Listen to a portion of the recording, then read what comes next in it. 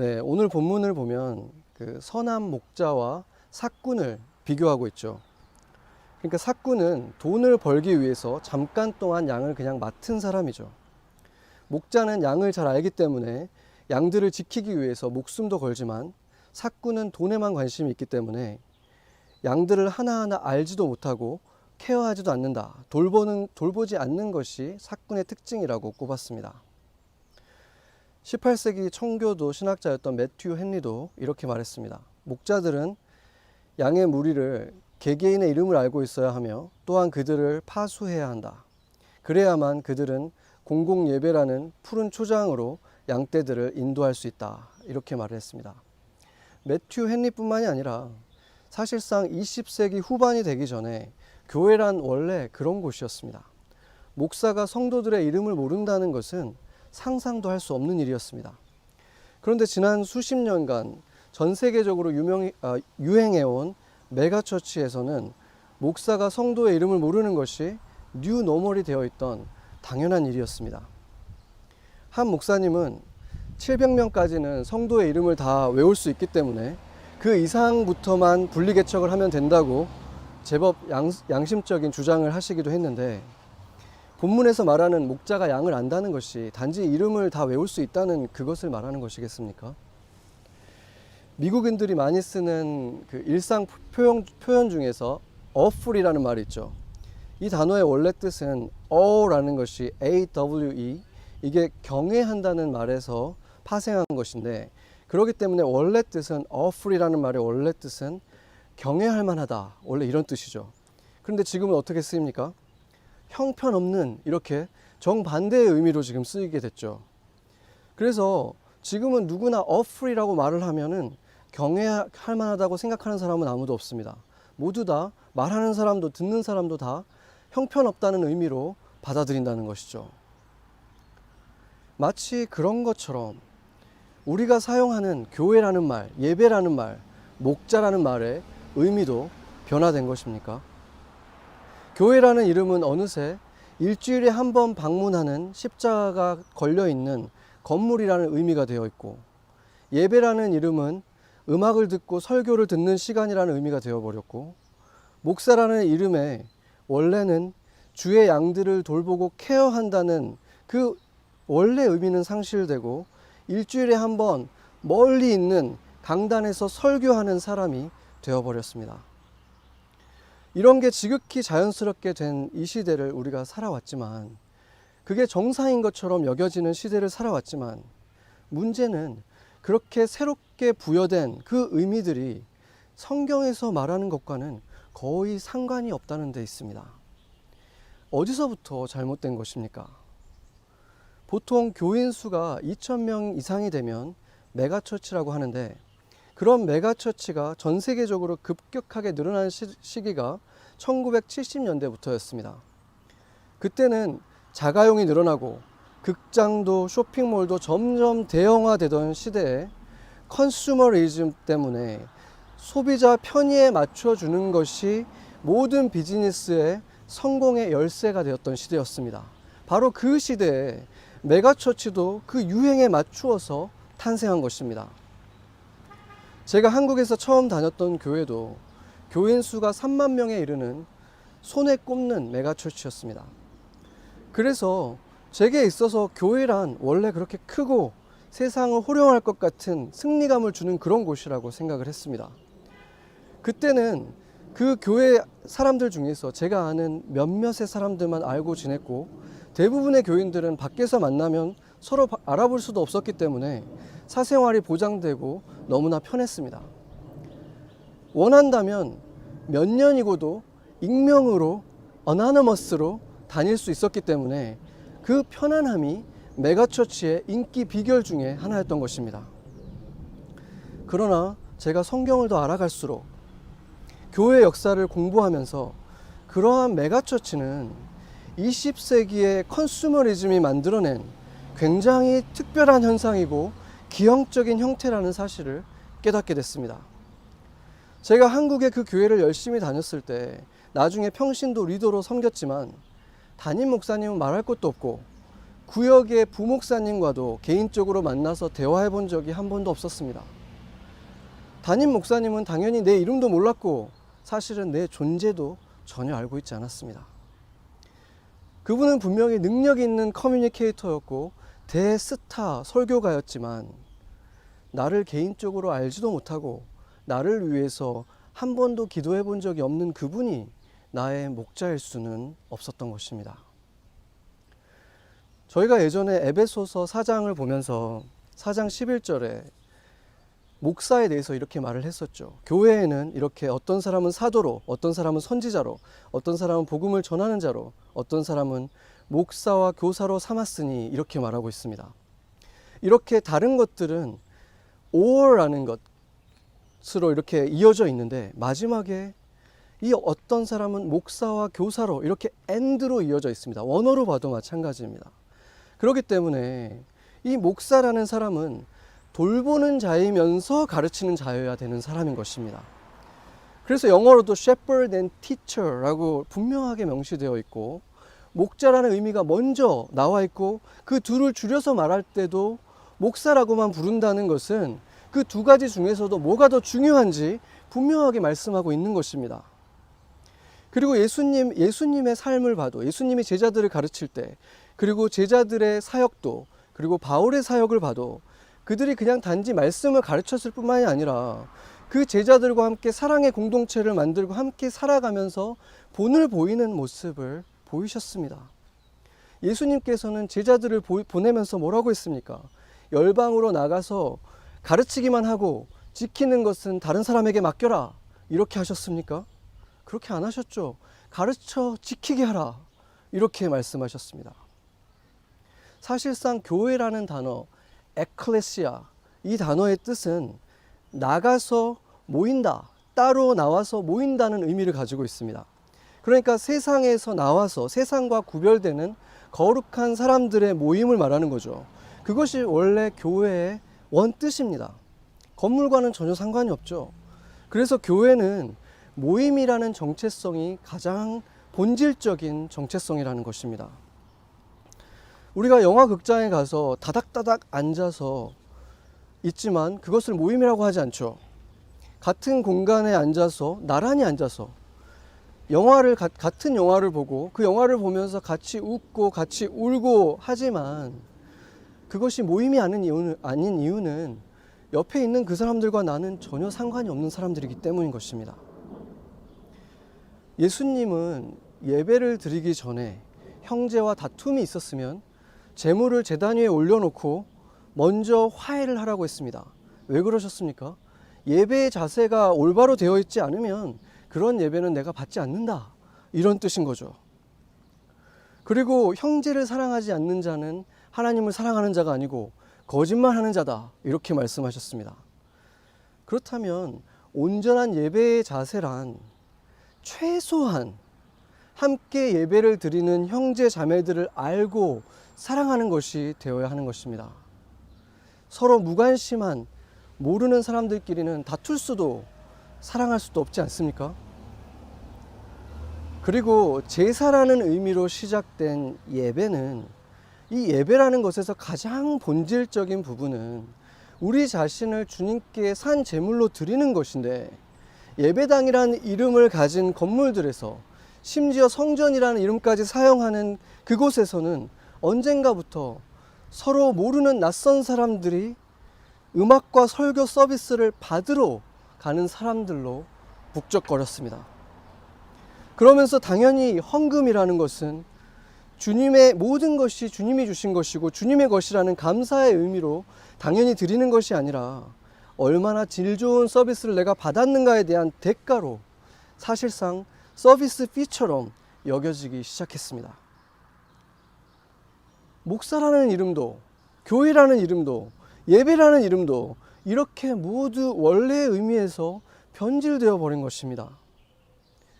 그러고 보면 예수님과 끊임없이 부딪혔던 종교 지도자들, 바리새인들에 대해서 예수님이 꾸짖으신 것도 본질이 사라지고 변질되어 버린 외식, 위선 때문이었습니다. 그들이 하는 금식도 기도도 말씀을 가르치는 것도 특히나 제사도 모두 다 엉터리라는 것입니다. 하나님을 위한 것이 아니라 모두 자기 자신을 위해서 행했던 그런 엉터리 신앙생활과 그런 엉터리 제사를 더 이상은 받지 않겠다. 예수님께서 가장 격분하셨던 곳이 어디였습니까? 제사를 드리러 온 사람들이 가득했던 곳, 제사를 위한 물건들을 사고 파는 그 성전 앞 장터에서 예수님은 가장 격분하시면서 모두 내쫓으면서 그곳을 텅 빈 공간으로 만들어 버리셨습니다. 그런 가증한 제사는 내가 받지 않겠다는 것입니다. 그런데 오늘날의 메가처치를 보면 그 안에 은행, 카페, 식당, 서점, 타가소까지 모든 것을 다 갖추고 있는 이런 모습은 그 장터의 모습을 너무 닮지 않았습니까? 성전이라고 불리우는 그 웅장한 건물들마다 텅텅 비어있는 이런 시간을 보내면서 우리는 교회를 먼저 돌아봐야 할 것입니다. 왜 그 멋진 건물들에서 수만 명이 모여서 드리던 예배를 받지 않으시는지. 예수님 당시에 바리새인들은 그 세대 사람들이 보기에는 정상적인 신앙인으로 인정을 받았습니다. 그러나 정작 예수님은 그들의 신앙은 가짜고 심지어 그들의 아버지는 하나님이 아니라 거짓의 아비 마귀라면서 강하게 꾸짖었던 것을 기억해야 하는 것입니다. 그때도 지금도 사람들의 눈은 속일 수 있지만 주님은 속일 수 없는 것입니다. 최근 미국의 통계를 보면 전체 교회 중에서 메가처치의 숫자는 1%에 불과하지만 그 1%의 메가처치가 미국 전체 기독교 인구의 50%를 차지하고 있습니다. 저는 지금 그 메가처치는 다 가짜다. 그곳의 성도는 다 가짜다. 작은 교회는 다 건강하다. 이런 말을 하려는 것이 아닙니다. 한 가지 확실한 것은 미국에서 교회를 다니는 사람들 중에서 최소한 절반은 그들의 담임 목사와 개인적인 관계를 전혀 맺고 있지 않고 당연히 그 목사들도 그 성도들을 돌보는 진정한 의미의 목자일 수는 없다는 말을 하는 것입니다. 담임 선생님이 아이들을 모른다면은 그 반의 아이들을 모른다면 얼마나 이상한 일입니까?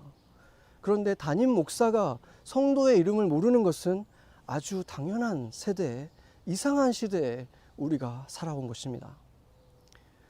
그것을 그냥 컨퍼런스, 집회라고 솔직하게 부른다면 문제가 되지 않는 것입니다. 얼마든지 훌륭한 집회가 될 수 있습니다. 그러나 사랑하기는커녕 서로의 이름도 알지 못하는 수만 명의 청중들을 교회라고 부르고 그들의 만족을 위한 집회를 예배라고 부르고 앞에 앉아있는 알지도 못하는 사람들을 가르치는 설교자를 그들의 목자라고 부르지는 않아야 한다는 것입니다. 그렇다면 성경이 말하는 선한 목자는 어떤 모습입니까? 그것을 잘 보여주는 예수님의 예화가 잃어버린 양의 비유입니다. 여기에서 보면 예수님은 아주 당연하다는 듯이 너희들이 100마리 양 중에서 한 마리를 잃어버리면 나머지 양들 99마리는 산이나 들에 그냥 두고 잃어버린 그 한 마리 양을 찾아서 가지 않겠느냐 이렇게 물으셨습니다. 그런데 여러분이라면 그렇게 하겠습니까? 도리어 그 한 마리를 포기하겠다고 하는 것이 상식적이고 현명하지 않습니까? 특히나 그 양이 말도 잘 안 듣고 딴청을 부리다가 길을 잃은 것이라면 더 그렇지 않겠습니까? 그런데 예수님은 너무나 당연하다는 듯이 그 한 마리를 찾아가지 않겠느냐 이렇게 말씀하신다는 것입니다. 이것을 보면 예수님께는 너무나 당연한 일이 너무 똑똑한 21세기의 우리들에게는 전혀 당연하지 않은 일이 되어 있다는 것입니다. 그래서 이 비유를 이해해 보려고 99마리는 그래도 어느 정도 안정이 보장되어 있는 곳에 있다. 또는 100마리나 되는 양을 본다는 것은 혼자 보는 것이 아니라 동료가 있었겠지. 이렇게 억지스레 유추해 보기도 합니다. 그러나 이 비유 속에서 나타난 목자의 모습은 그런 계산과는 거리가 멉니다. 그냥 한 마리 양이 사라진 것을 발견하고 나서 생각하고 말 것도 없이 그냥 이 양을 찾아 즉시 떠나는 그 모습을 보여주고 있는 것입니다. 그런데 이 잃어버린 양의 비유는 누가복음에서 하나의 독립된 비유가 아니라 곧바로 이어지는 두 개의 비유와 세트로 되어 있기 때문에 우리가 함께 그 의미를 볼 때만 우리가 그 의미를 더 정확하게 이해할 수가 있습니다. 이 첫 번째 잃어버린 양의 비유에서는 보면 100분의 1이라고 하는 미미한 것을 잃었다는 것을 강조하고 있습니다. 현실적으로는 전혀 지혜로운 선택이 아니지만 가장 약한 자식을 도리어 더 긍휼하게 생각하는 어머니의 모성애처럼 전혀 합리적인 판단이 아닌 눈먼 사랑을 보여주시는 것입니다. 두 번째, 잃어버린 드라크마의 비유는 찾을 때까지 쉴 수 없는 하나님의 열심을 보여주는 것입니다. 100마리 중에 하나와는 달리 10개 중에 하나는 분명하게 눈에 띄는 것이죠. 그리고 그 빈자리는 뚜렷하게 나타납니다. 그렇기 때문에 그 텅 빈 마음, 그것이 비어 있는 것이 채워지기 전까지는 도저히 두 다리를 뻗고 잘 수 없는 이 여인의 마음을 통해서 아버지 집에 빈 방이 없이 다 채워질 때까지 쉴 수 없는 아버지의 마음을 나타내고 있는 것입니다. 그리고 이어지는 비유가 탕자의 비유죠. 잃어버린 아들의 비유입니다. 이제 여기서는 두 명의 아들이 등장하는데 이제 숫자는 100분의 1에서 10분의 1로 그리고 이제 2분의 1까지 내려왔습니다. 그리고 여기에서는 여기서 보여주는 아버지의 마음은 더 이상 비유로 보기 어려울 정도로 더욱 직접적으로 하나님의 마음을 드러내고 있습니다. 그 진심을 나타내시고 있는 것입니다. 결국 이 세 가지 속에서 예수님이 말씀하신 길을 잃은 양으로 비유된 존재는 하나님께는 잃어버린 친자식과 같은 존재였던 것입니다. 모든 것을 걸고 시간이 얼마가 걸려도 반드시 구하러 가야 하는 자식이었습니다. 그 자식을 찾기 전까지는 아무것도 손에 잡히지 않는 그 아버지의 마음, 다 찾기 전까지는 쉴 수 없는 하나님의 마음을 이 세 가지 비유를 통해서 나타내신 것입니다. 예수님을 보면 누구도 신경 쓰지 않았던, 부모까지도 수치로 여겼던 한 맹인을 위해서 죽음의 위협을 무릅쓰고 안식일에도 일하셨습니다. 모두가 없어져 버리길 원했던 무덤 사이에 살던 괴수 하나를 구하시기 위해서 광풍이 몰아치는 바다를 건너셨습니다. 우리의 선한 목자는 잃어버린 한 마리 양을 위해 목숨을 거셨고 결국 그 양들을 위해서 자신의 생명을 내어주셨습니다. 세상의 어떤 목자도 양 한 마리를 살리겠다고 자신의 목숨을 맞바꾸거나 특히나 자신의 아들의 생명과 바꾸지는 않습니다. 그러나 선한 목자 하나님 아버지는, 예수님은 우리를 위해서 그렇게 하심으로써 흉내낼 수 없는 위대한 사랑을 나타내신 것입니다. 그러면서 그것이 그분에게는 너무나 당연한 것처럼 말씀하셨습니다. 그렇게 저와 여러분 한 사람 한 사람을 예수님이 찾아내신 것입니다. 몸이 찢기며 험한 길을 헤치고 찾아오셔서 길을 잃었던 저를 어깨에 짊어지시고는 그 가시에 찔려서 흐르는 피는 개의치 않고 싱글벙글 기뻐하셨던 그 예수님을 여러분은 만나셨습니까? 오늘 본문에는 우리가 아주 좋아하는, 많이 암송하는 구절이 있죠. 내가 온 것은 양으로 생명을 얻게 하고 더 풍성히 얻게 하려 하는 것이다. 풍성함이라는 의미는 많다는 의미라기보다는 넘칠 듯이 꽉 차 있는 것을 말하는 것입니다. 선진국에서 살아가는 현대인들의 문제는 배고픔보다는 공허함에 있습니다.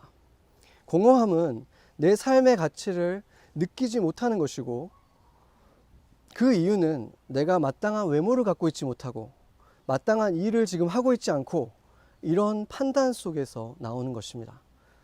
자식으로서 부끄럽고 값비싼 학교를 나왔는데 졸업해서 사회에 나왔는데 마땅한 역할을 하고 있지 못하고 남편으로서, 엄마로서, 또는 더 깊숙한 곳에서 한 인간으로서 내가 올바른 모습으로 살고 있지 못하다. 이것이 공허함의 원인인 것입니다. 그리고 예수님이 약속하신, 말씀하신 이 풍성함이란 그 공허함의 반대말인 것입니다.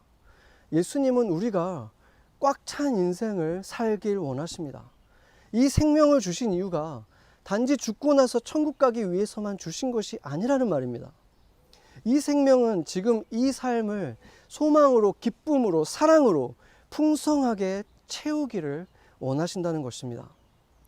그것은 하나님의 자녀들이 서로 잘 알고 선한 목자 되신 예수님께 자신을 온전히 맡기고 드리는 진정한 예배 속에서만 시작될 수 있고, 그러한 예배는 목회자로부터 시작해서 성도들 모두가 누군가에게 예수님처럼 선한 목자가 되어가는 진정한 의미의 교회에서만 가능한 일인 것입니다. 그리고 예수님의 마음을 닮은 진정한 교회는 이 교회 안뿐만이 아니라 우리 밖에, 교회 밖에 있는 주님의 다른 양들에 대해서도 주님과 함께 그 양들을 찾아 나서는 교회인 것입니다. 오늘 본문 16절에 보면 이 우리에 들지 아니한 다른 양들이 있다. 그들도 내가 인도해야 된다. 그들도 너희와 한 목자에게, 같은 목자 안에 들어와야 된다. 이렇게 말씀하고 있습니다. 그것은 지금 이 교회 안에 들어있지 않은, 우리 삶에 직접 연결되어 있지 않은 우리의 가까운 가족이라든지 이웃이 아니라 우리가 직접 찾아 나서야 되는, 적극적으로 손을 뻗어야 되는 그런 영혼들이 또 있다는 것입니다. 우리에게는 그러한 곳이 사우스다코타고 몽골이고 또 이 맨하탄입니다. 특히나 미 전도 국가에서 유학 온 이 뉴욕에 있는 수많은 청년들을 우리가 찾아 나서야 하는 것입니다. 우리 안에 들어있지 않는 그들을 찾고 그들에게 우리가 선한 목자가 되어 주어야 하고, 푸른 초장인 교회에서, 예배에서 하나님의 사랑을, 예수님의 사랑을 넘치도록 부어 주어야 하는 것입니다. 그들이 구원의 길이라고 믿고 있는 무하마드나 부다나 모세가 그들을 구할 수 없기 때문인 것입니다. 오늘 본문의 말씀처럼 예수님 외에 선한 목자이면서 동시에 양의 문이 되신 분이 없기 때문인 것입니다. 이미 찾아졌고 구조를 받은 우리가 무엇을 하든, 어떤 직장을 가졌든 잃어버린 한 영혼을, 아버지의 길 잃은 그 양 한 마리를 구조하기 위해서 예수님을 꼭 닮은 목자가 되어서 목숨을 걸고 인생을 걸고 살아가면, 그때 우리의 인생도 넘칠 만큼 꽉 차게 되는 것입니다. 예수님은 여러분도 주님이 누리셨던 그 풍성한 인생을 누리시길 원하십니다. 그리고 그 방법도 이렇게 분명하게, 명확하게 우리에게 알려주셨습니다. 이제 그 길을 잃어버린 한 영혼을 위해서 여러분도 누군가에게 선한 목자가 되어 주시겠습니까? 같이 기도하시겠습니다.